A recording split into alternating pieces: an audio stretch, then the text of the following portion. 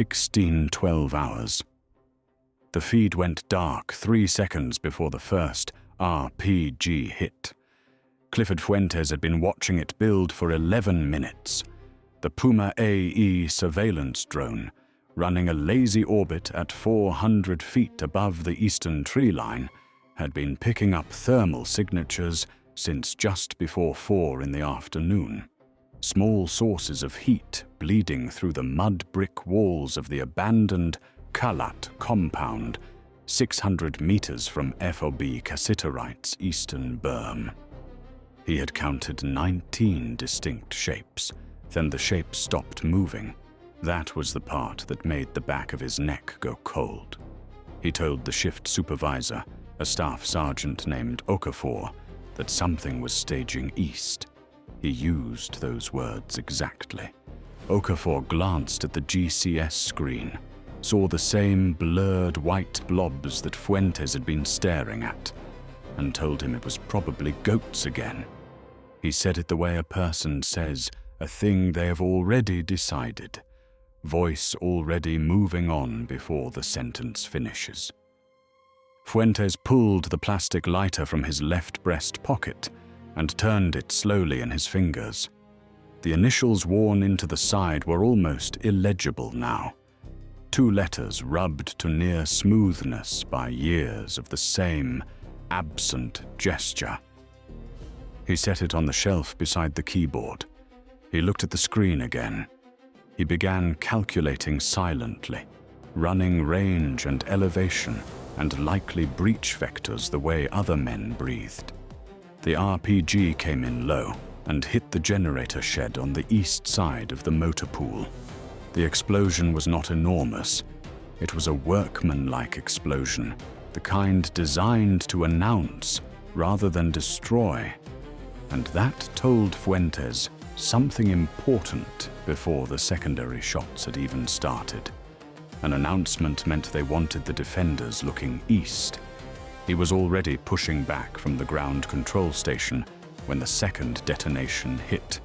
This one 40 meters north at the base of the HESCO barrier near the ECP. Also east, also announced. He grabbed his M4A1 from the rack beside the GCS shelter door. His body armor was already on. He had kept it on since 1530, a habit Okafor had commented on twice during the shift.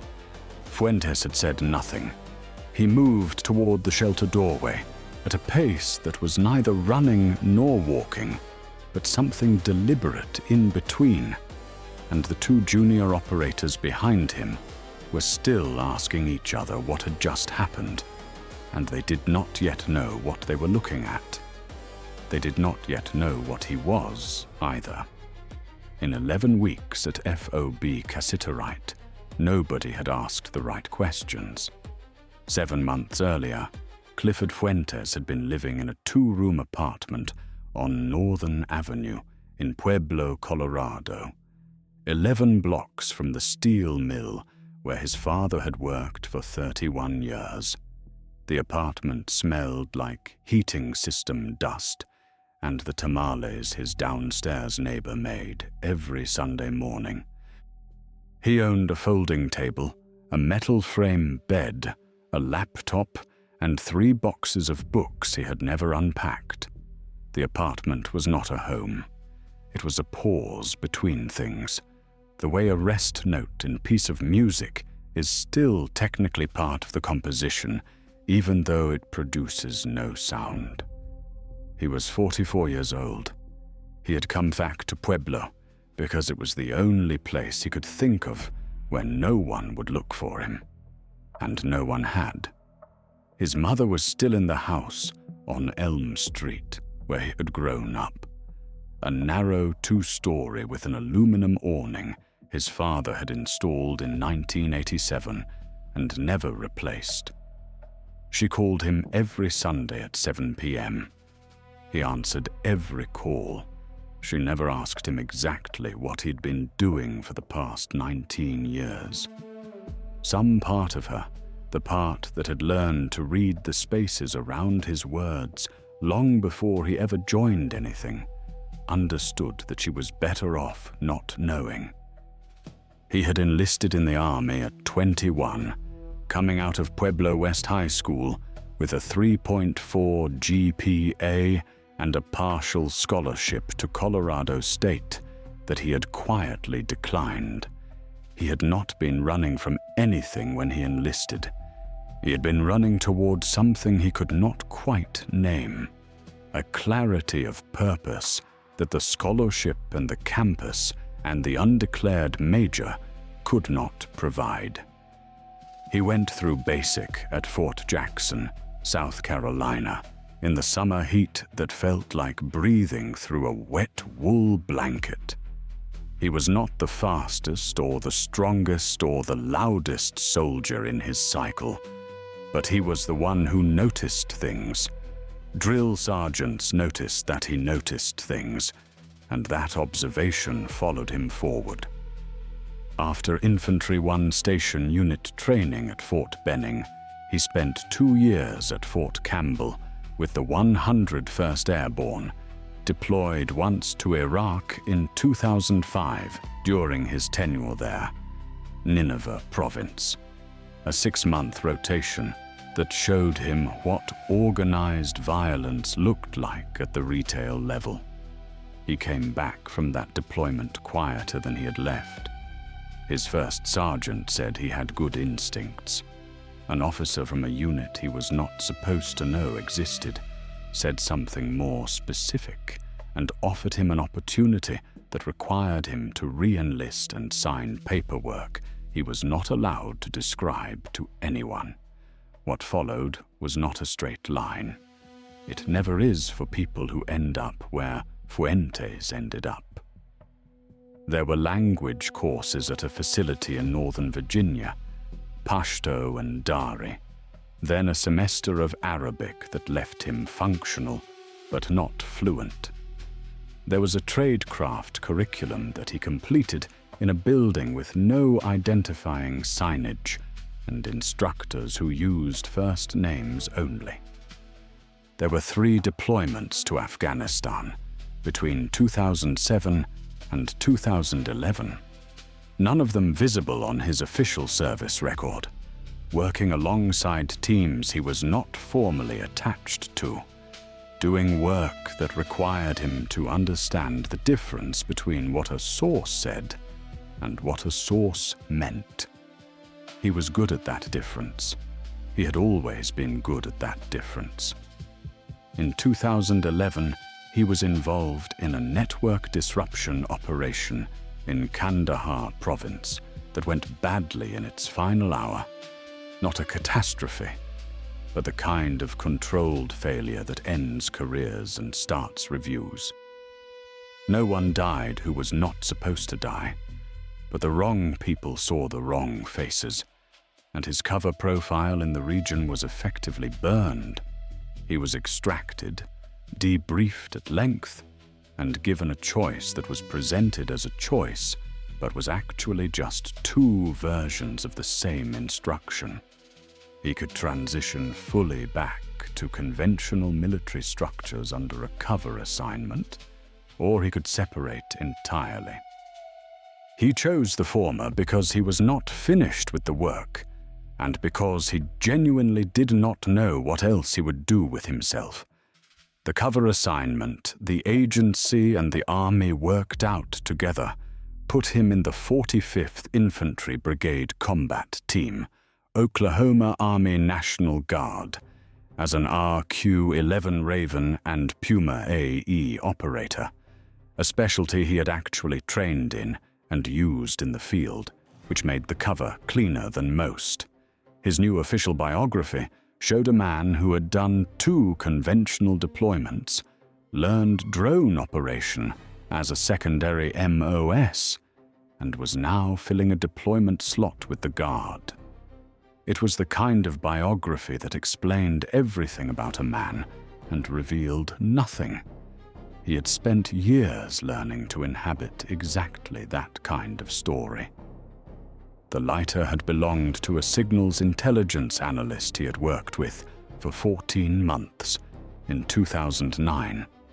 A man named Ellsworth, who was from Harlan County, Kentucky, and who had a habit of clicking the lighter open and shut during long surveillance periods. A rhythmic sound that Fuentes had initially found irritating and had eventually found calming. Ellsworth had died in a vehicle rollover on a road outside Spin Boldak in 2010. Nothing operationally significant about it, just the particular cruelty of a winding mountain road and a driver who had been awake for 22 hours. The lighter had ended up in Fuentes' pocket through a chain of small events that amounted to being the one person nearby who picked it up. The initials were ERW. He rubbed them when he was thinking. He rubbed them when the thinking was not going well. He had arrived at FOB Cassiterite in October 2013 as part of a support rotation, officially augmenting the ISR section with experienced Puma operators, which the FOB genuinely needed because 2 of their 3 had rotated home early with medical issues. The FOB sat on a flat plain 23 kilometers northeast of Kandahar city, surrounded by agricultural compounds and a network of irrigation canals that the locals had been maintaining for 1,000 years before anyone built a firebase nearby. The base smelled like JP-8 fuel and the particular alkaline dust of southern Afghanistan that coated everything within 72 hours of arrival and never fully washed out of fabric or hair. The ISR section worked out of a climate-controlled shelter the size of a large shipping container. 2 GCS stations side by side, screens showing live feeds and map overlays, a persistent smell of burned coffee from a machine that had a cracked carafe and a heating element that ran hotter than its thermostat claimed. Fuentes took the secondary station, the one with the slightly degraded display, because he did not care about display quality in the way that newer operators did. He could read a thermal image through interference patterns that would have made someone else call the system down for maintenance. The other operators were Specialist Daniel Crisp and Private First Class Tomas Verdejo, both in their mid-20s, both competent in the procedural sense that meant they followed the manuals closely and trusted the manuals to be right. Crisp was careful and methodical. Verdejo was faster, but more likely to declare ambiguous signatures non-threatening without working through the alternatives. Neither of them had been in a bad situation before. Fuentes could tell this not from anything they said, but from the way they carried themselves inside the wire, a specific quality of relaxation in the shoulders that people who had been in bad situations tended to lose and never fully recover. Staff Sergeant Okafor ran the ISR section with the particular authority of a man who had been doing one job for 7 years and had organized his professional identity entirely around doing that job correctly. He was good at his job. He was also, like many people who have mastered a procedure, somewhat brittle when the situation stopped resembling a procedure. He had looked at Fuentes' assignment paperwork on day 1, noted the guard unit, noted the secondary MOS designation for drone operation, and filed the man away in a category that did not require further investigation.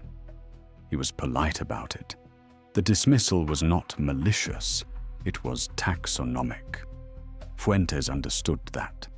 He had spent years being filed away in categories. The nickname was inevitable. By the 3rd week, the enlisted soldiers in the section were calling him Ghost, initially because he was quiet, and secondarily because he kept odd hours and had a tendency to appear in doorways without having been heard approaching. He did not object to the nickname.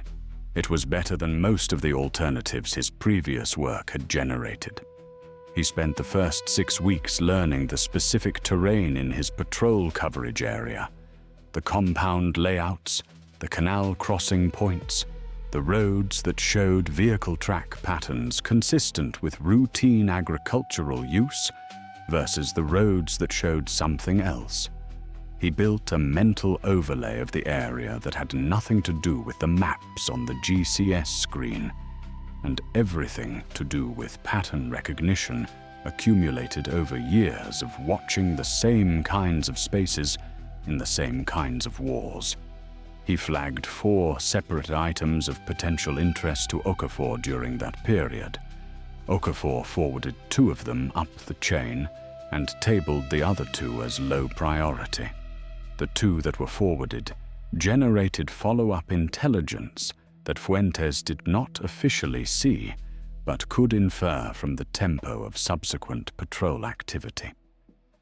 Verdejo asked him once, in the frank way young soldiers sometimes ask things when they sense a gap between what they are seeing and what they have been told, where he had worked before the Guard. Fuentes told him southern Afghanistan, 2007 to 2011, which was true in the sense that it contained no false statements. Verdejo nodded and didn't push further. Crisp never asked at all, which Fuentes found both professionally admirable and slightly wary-making. The week before the attack, the air had changed. Fuentes noticed it in the patterns of movement in the villages to the east and northeast. A thinning of foot traffic, a disappearance of the casual activity that normally populated a farming community in the early afternoon. The dogs that normally worked the perimeter of the nearest compound had not been visible in 4 days of consecutive overwatch. He had logged all of this in his shift notes. The shift notes went to Okafor. Okafor had a full work queue. 2 nights before the attack, a patrol from the FOB's infantry company had taken a single shot from an unidentified position 800 meters to the northeast. No casualties. Shooter not located. The standard after-action had characterized it as a harassing fire incident. Fuentes had listened to the after-action briefing from the back of the room and had said nothing, because he was not supposed to know what that single shot looked like from a planning perspective. The kind of ranging shot fired when a commander wants to confirm defensive response times before committing to a larger action. The lighter had been in his hand when he walked out of that briefing. He had rubbed the initials for a long time in the dark outside the TOC before putting it away. Now the base was on fire in the small and particular way that meant the beginning, not the end. The RPG hit on the generator shed had taken out primary power to the eastern sector lighting. The backup system brought it back in 4 seconds, but those 4 seconds had been planned for. Fuentes was certain of it as he moved along the south wall of the ISR shelter toward the motor pool. The attack was not improvised. It had a structure. The structure said there were more people involved than the eastern Kalat could hold, which meant there were positions he had not seen yet, which meant the thermal signatures he had identified had been a deliberate show. Enough heat to be noticed if the defenders were looking, not enough to reveal the full picture. He grabbed a position behind a concrete barrier at the motor pool's northeast corner and assessed the berm. The eastern HESCO barrier was intact. The ECP explosion had hit low, designed to damage the gate mechanism rather than breach the wall itself, which meant they were not trying to come through the gate. He scanned north. Nothing visible yet. He scanned south and found it, a section of the southern berm, 180 meters from his position, where the HESCO bags showed fresh disturbance at the base. Someone had been working at that section for days, slowly, quietly, in the hours before dawn, when the drone was typically repositioned for battery swap. The timing of the Puma's battery rotation schedule was not a classified document. He keyed his radio, found the QRF net, and reported his assessment. Breach attempt, South Berm, 180 meters from motorpool southeast corner. Assault element, likely 12 to 20 personnel. Eastern RPG fire is a diversion. The radio operator on the other end asked him to identify himself. He gave his name and sector. There was a pause that was too long. He said it again and added that he needed the QRF south now, not east, and that if they sent the QRF east, they were going to lose the south wall. Then the south berm moved. Not collapsed, moved. The HESCO bags had been undermined carefully enough that a section of 3 bags could be displaced from the inside with coordinated pushing. It was patient work. It was the kind of work that spoke to a planning cycle of at least 2 weeks. 3 men came through the gap, then 4. Then Fuentes stopped counting and started engaging. His first 2 shots were controlled pairs, 5.56 millimeters from the M4A1, targets at 47 and 63 meters. Both went down. He shifted right to avoid silhouetting himself against the generator shed's emergency lighting and put 2 more rounds into a figure moving along the inside of the berm wall, then dropped behind the concrete barrier as return fire came in from outside the wire. Supersonic cracks overhead. Something with a heavier caliber. PKM machine gun, he estimated, based on the rate of fire and the sound signature. Position approximately 220 meters southwest, outside the wire, elevated. They had a support by fire position. Of course they had a support by fire position. He was on the radio again, this time giving a salute report in the clipped cadence of a man who has given salute reports under fire before and knows exactly what order the words go in. Strength, estimate 20 plus. Activity, direct assault through South Berm. Location, 180 meters southeast of Motorpool. Unit, unknown, PKM and small arms. Time, now. Equipment, PKM, RPGs, small arms. The radio operator's voice had changed by the end of the transmission, the way voices change when they recognize something they had not been expecting. Private Verdejo came up on Fuentes' left at a low run, pressing against the same concrete barrier, breathing hard. His M4 was up, and he was scanning for targets with the focused look of a man running on training and adrenaline, which was the correct state for the situation. Fuentes pulled him down by the shoulder harness. 2 more figures had moved along the south wall interior, using the burning generator shed's smoke for concealment. Fuentes indicated direction with 2 fingers, a gesture that was not in any manual he had used, but that Verdejo understood immediately. The clarity of imminent violence cutting through the gap between what gestures mean in training and what they mean when real rounds are incoming.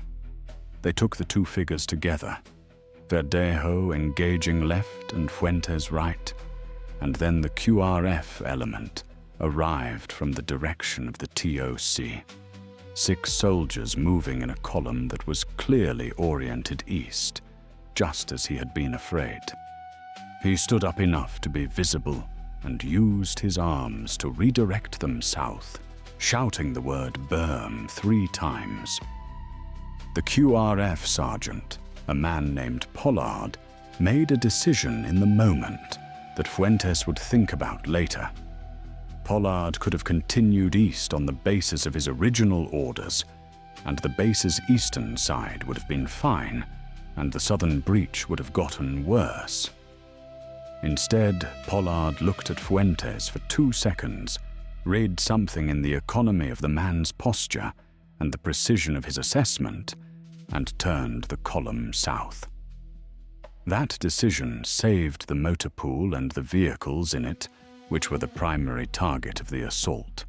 Fuentes understood this only fully in retrospect, after piecing together the attack geometry from the evidence on the ground. The breach point was positioned to funnel the QRF east, while a secondary element, operating on the south interior, used the chaos to reach the motor pool and disable or destroy the MRAPs. Without vehicles, the FOB's rapid response capacity collapsed. It was a sophisticated objective for what the initial reporting would call a small-scale probe. The firefight lasted 34 minutes from the first RPG to the last documented exchange of fire. 4 attackers were killed inside the wire. 7 bodies were recovered outside the south berm and the southwest support by fire position. 11 others were assessed as wounded, based on blood trail evidence in the irrigation canal 300 meters southwest, though they were not recovered. The FOB had 2 WIA, Corporal Huang from the infantry company, who had caught fragments from the ECP explosion, and Specialist Crisp, who had been crossing the open ground between the ISR shelter and the TOC when the PKM opened up and had taken a round through the left forearm that broke the radius cleanly, but missed the artery by a distance that the flight surgeon described as approximately 8 millimeters. Fuentes had been the one who applied the cat tourniquet to Crisp's arm in the 90 seconds before the medic arrived, and he had done it with the calm efficiency of someone who had applied tourniquets in worse conditions on worse nights. And Crisp had looked up at him from the ground with an expression that was partly pain and partly something more complicated, the beginning of a question she had not yet fully formed. Huang was medevaced by UH-60 at 18:48 hours. Crisp was treated on site and medically evacuated the following morning. The FOB settled into the particular stillness of a place that has been loud and dangerous and is now neither, the kind of quiet that hums with its own residue. Fuentes sat outside the ISR shelter at 2100 hours with the plastic lighter in his right hand, turning it over and over in the dark. The night smelled like cordite and the alkaline dust and, faintly, the diesel that had leaked from a damaged MRAP fuel line before the mechanics got to it.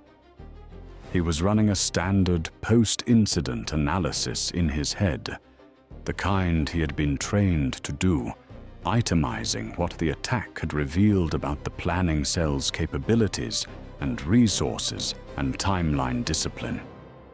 He was not doing this because anyone had asked him to. He was doing it because it was what the work required. Sergeant Pollard sat down beside him without being invited, which Fuentes took as a sign of something, either confidence or the kind of direct personality that did not bother with social formalities after a firefight. Pollard was 31 years old, 12 years in the Army, 2 previous deployments, and carried himself with the particular competence of an NCO who had survived enough bad situations to know that survival was not random. Pollard said he needed to ask him some things, not for any report, just for himself, because there were things that had happened tonight that did not fit inside the standard architecture of what a guard drone operator was supposed to be capable of. Fuentes looked at the lighter for a moment. He rubbed the worn initials one more time, a long, slow pass of his thumb, and then he put it in his pocket and told Pollard that he could ask what he wanted to ask. What followed was not a confession. It was not a revelation in the theatrical sense.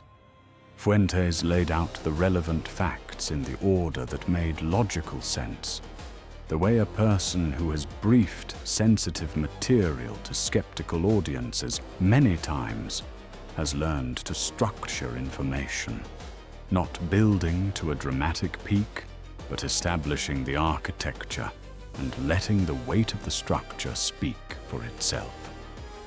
He told Pollard about the 101st, about what came after, about the language training, and the 3 Afghanistan rotations that didn't exist in his service record, and the specific region of Kandahar province where he had worked between 2009 and 2011. He told him about the network disruption operation and the burned profile, and the choice that was not a choice. He did not use the word CIA. He did not need to. Some descriptions are complete without their labels. Pollard listened without interrupting, which was the correct response, and also, Fuentes thought, a telling one. A man who did not listen well would have found a reason to say something before the story was finished. When it was over, Pollard sat with it for a long time. The southern berm, visible in the darkness, showed the displaced HESCO section like a missing tooth in a jawline. Eventually, Pollard said that the shift note about the east tree line, the one Fuentes had filed 11 minutes before the RPG hit, was going to look a certain way in the after action, and asked what he wanted done with it.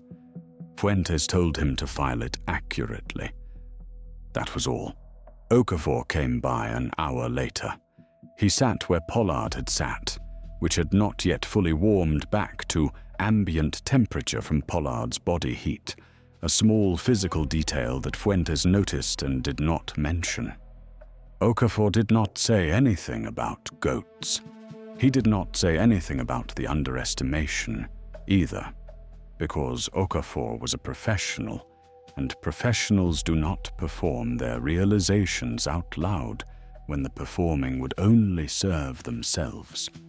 What he said instead was that he had read Fuentes' last 6 weeks of shift notes back to back for the first time as a continuous document, and that reading them that way changed what they looked like considerably. Fuentes said he understood. Okafor asked if there was anything the ISR section was currently doing that it should be doing differently. Fuentes told him 3 things, specifically and briefly. Okafor wrote them down on the back of a folded page from his pocket notebook without being prompted. That was enough. Verdejo came by last, and his was the simplest and in some ways the most direct interaction of the 3. He sat down without preamble and said that he had been running the same flight patterns for 11 weeks and had never once caught what Fuentes had caught in the thermal feed that afternoon. He asked how that was possible. He used the word, how the way young people use it when they genuinely want to understand something. Not rhetorical, not complimentary, just actually wanting to know. Fuentes thought about how to answer that. He thought about 11-minute windows and heat signatures that stopped moving, and the accumulated weight of years of watching spaces like this one, and about a man named Ellsworth who used to click a lighter open and shut while he watched a surveillance feed, and who had taught him, mostly by example, that patience was not passive, that it was a form of attention so concentrated it became its own kind of action. He told Verdejo that he would show him, starting the next shift. He said it the way a person says a thing they mean. Verdejo nodded once, seriously. And that was the end of the conversation. The Army's official after-action report on the attack at FOB Cassiterite, dated November 14, 2013, attributed the early detection of the breach attempt to effective real-time ISR analysis by the FOB's drone section. The report named no individual. Fuentes had not expected it to. 2 months later, in January 2014, Fuentes was on a transport flight out of Kandahar airfield, heading back to the transit facility at Bagram before the long series of flights home. He had a window seat.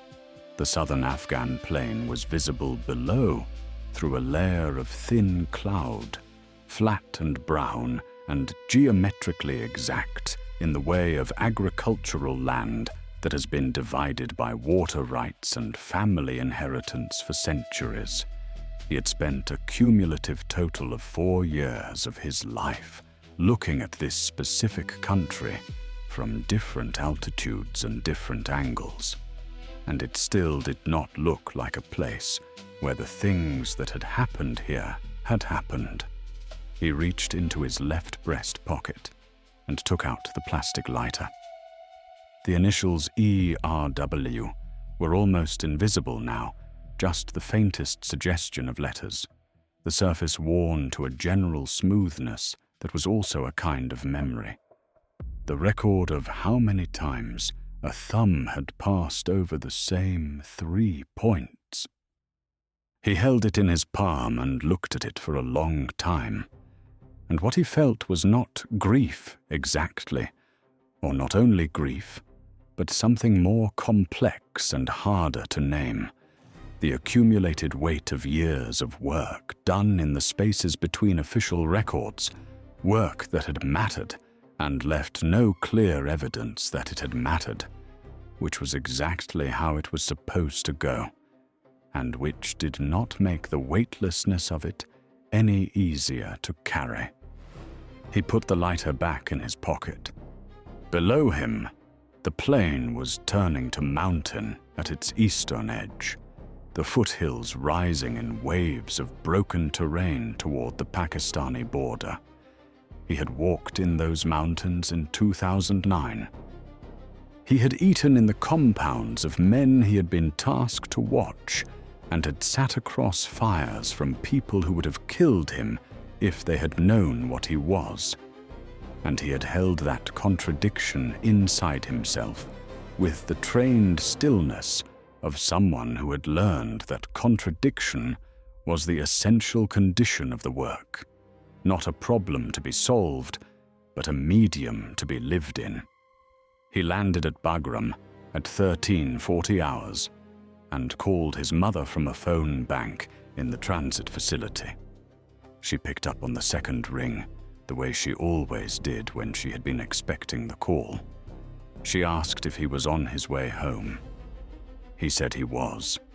She said she would make the tamales from the old recipe, not the shortcut one, and he said that sounded good.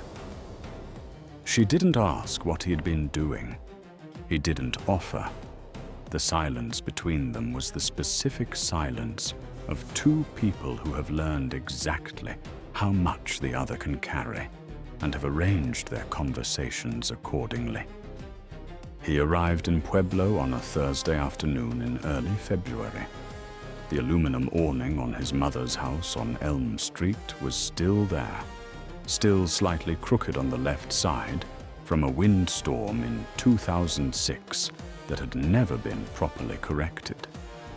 He stood on the porch for a moment before knocking, looking at the awning, and then at the street, and then at the flat February sky above the front range, white and non-committal.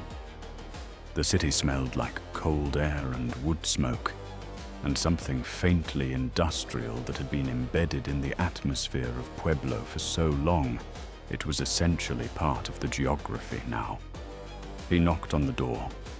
His mother opened it and looked at him for a moment without speaking, reading the same inventory she had always read when he came home. The weight of him, the set of his eyes, the specific quality of stillness in his hands. She told him he looked tired. He said he was a little tired. She stepped back and let him in. He sat at the kitchen table that had been in that kitchen for 30 years and drank coffee that was exactly as strong as it had always been.